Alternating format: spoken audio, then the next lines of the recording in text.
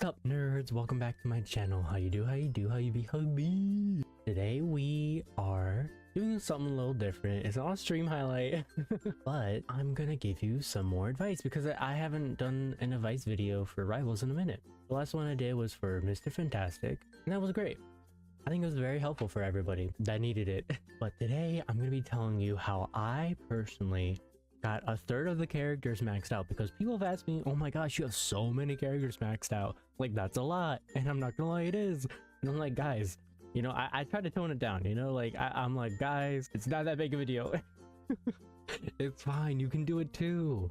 And I'm here to tell you how I did it, and hopefully my experience and my advice can help you as well. But without further ado, let me tell you, let me sage you with some wisdom. All right, some Rummy wisdom. So I'll give like a general advice for the roles, and then the general advice for specific people that I have personally maxed out at the moment. And yeah, so I would say for tank isn't my strong suit, if I'm being so honest. As you can see, I don't even have one maxed out yet, but I'm getting there. I think Emma's gonna be my first, if I'm being honest. Her, Brucey, maybe Penny. I like Penny, but I can still give some advice, you know, like I do decent as a tank. I would say it's my worst role, but it's also not the worst role. Does that make sense? Oh no. I'd say, you know, when you're a tank, you're supposed to be a tank, you know, you're supposed to be taking the hits, you're supposed to be covering your teammates, you're supposed to be up in the front lines for most of them, because there are different types of tanks. Okay, there's like the dive tanks that like are very in the front, and then there's like the shield tanks that like protect people as well. For example, Venom, the most dive tank ever. The Thing, the most dive tank ever. Protection, Strange. Protection, Emma. Cap is like a hybrid, I'd say. Roos is like, you know, attack. Magneto's definitely a shield. So keep that in mind when you're playing tank.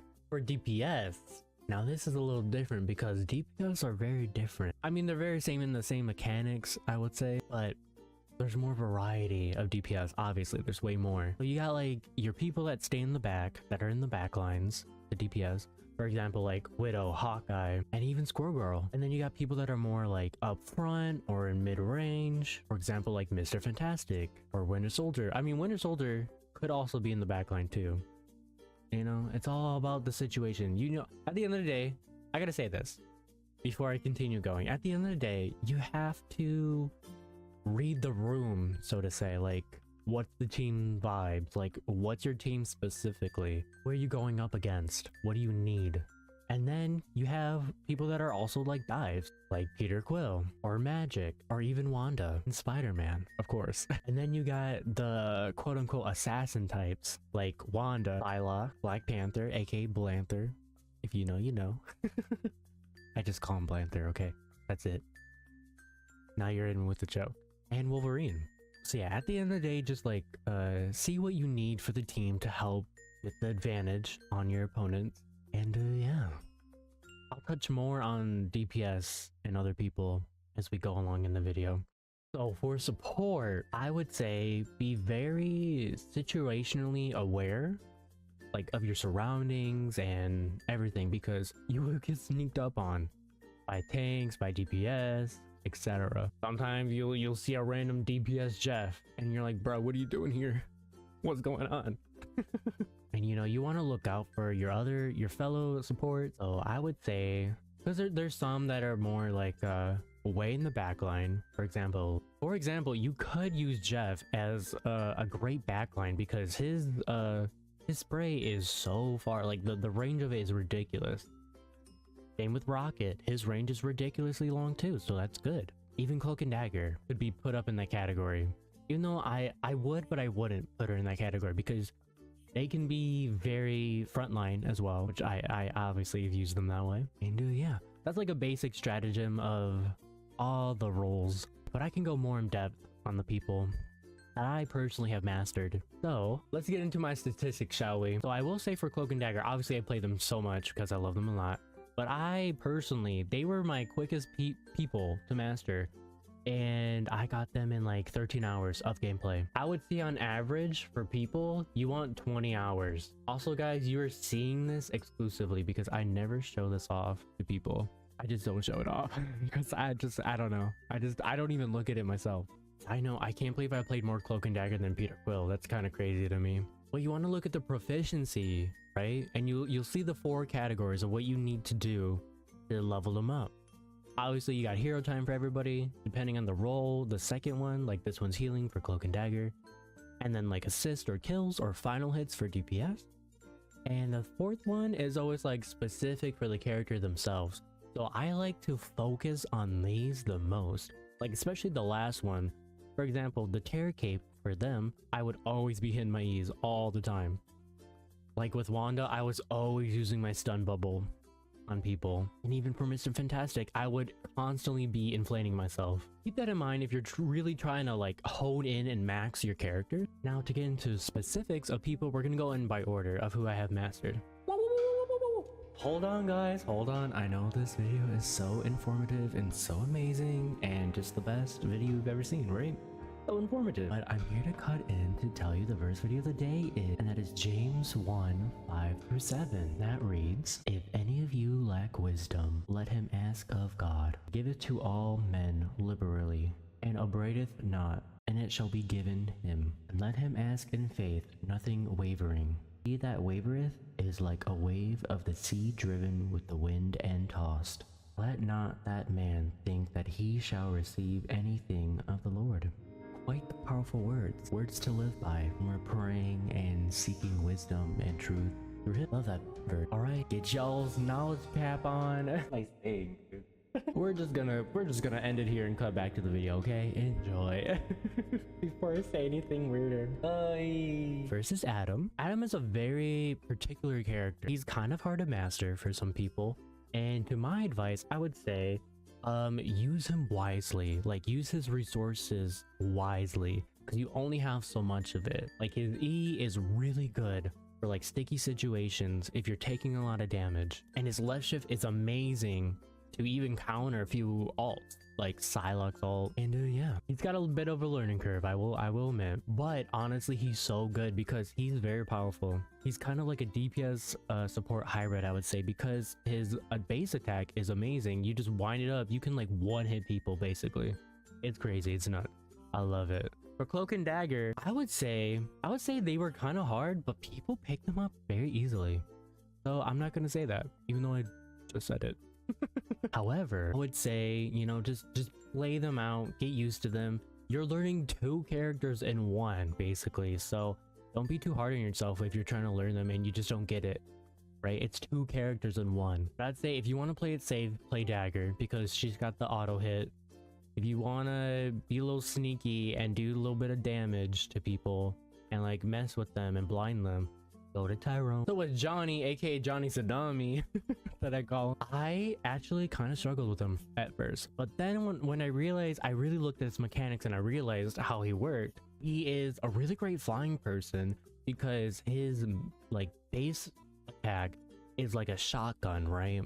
Think of it as like a shotgun. The closer you are, the more damage it does. You want to get like kind of close to them, and if you need a way out, I was gonna say the name of it, but people are in controller. I would say use the flaming meteor to dive away, and you also gain a shield now, which is new and fun and amazing. Interesting.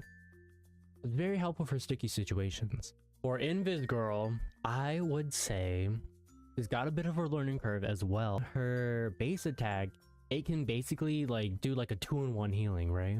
Because it like bounces back into the people. And I would say she's very good for like dodging sticky situations that she gets herself into. For example, if somebody's backing up on you, you can just push them away and use your left shift or this ability on, and then you double jump away. For Jeff, I would say if you're trying to learn him and you aren't really doing that good with him, oh my gosh, look how cute he looks with a little tongue out. Sorry, I got distracted.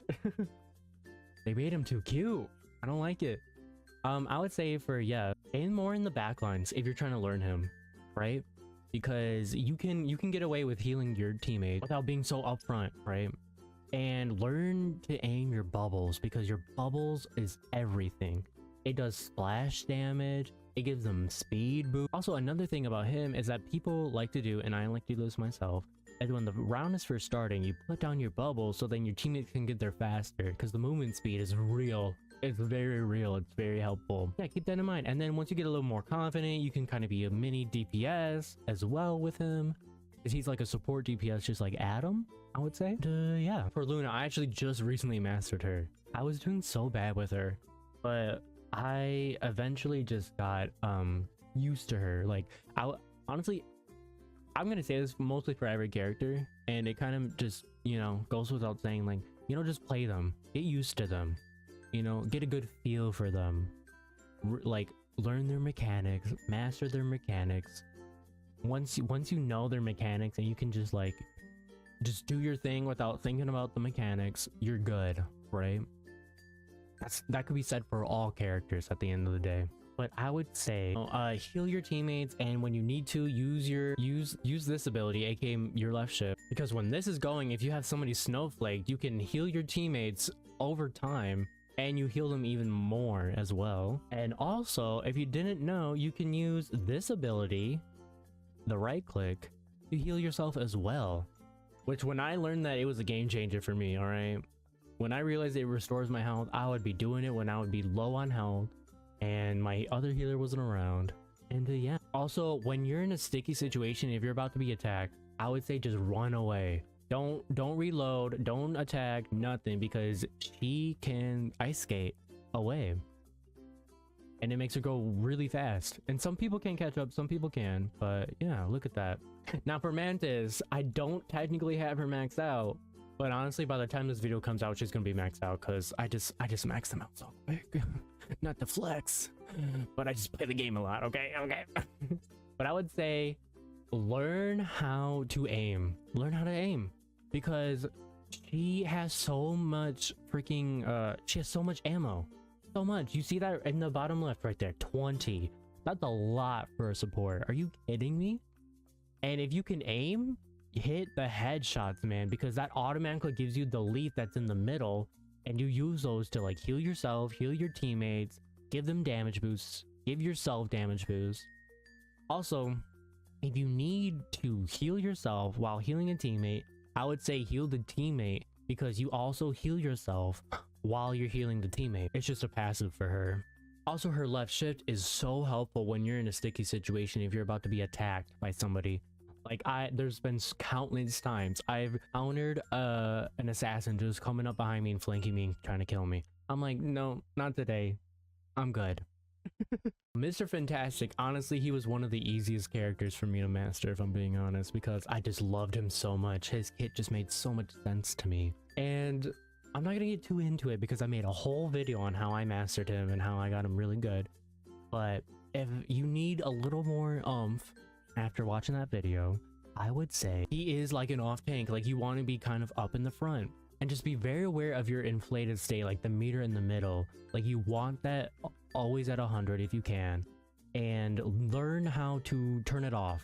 Like, if you're getting attacked and you're almost out of your shield or losing your shield very quickly, I would say turn it off so you can use your abilities to your advantage. You can't use it when you're in the inflated state. For Wanda over here, I would say play her like an assassin. You know, you got your left shift where you don't even have to aim, which is amazing, but you use your right click, aka this little bad boy, to quickly drain their life. Like, look, watch how quick they go down. You see that? Like, look, that one is one hit. Also, it does a little bit of slash damage as well, if you've noticed that.